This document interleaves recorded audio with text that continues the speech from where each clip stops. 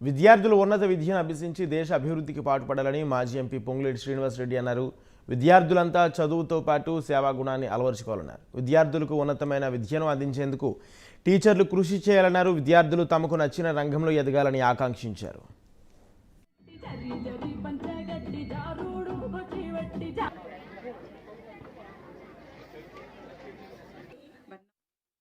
కొడుకు భవిష్యత్తులో పడొద్దు అని వారు తిన్నా తినకున్నా,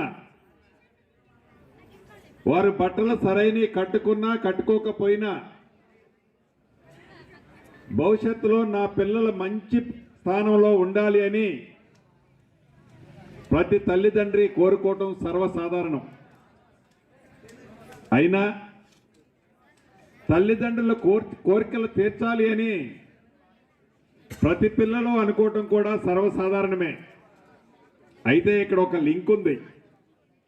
తల్లిదండ్రులు అనుకోవటంలో తప్పు లేదు.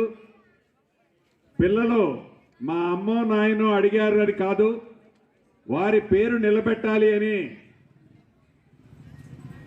వారి కోరికలు, వారి ఆశలు, వారు జీవితంలో మీ మీద పెట్టుకున్న కోటి ఆశలని తీర్చాలి అంటే ఈ ఇంటర్ అంటే ఈ లింకు, ఇంటర్మీడియట్ అనేది ఇంటర్మీడియట్ తర్వాత మీ లైఫే, మీ జీవితమే సపరేట్ రూట్లోకి వెళ్తుంది. ఈ వెళ్ళే దాంట్లో చాలా కేర్ తీసుకోవాలి. కోరికలు ఉండటం సర్వసాధారణం.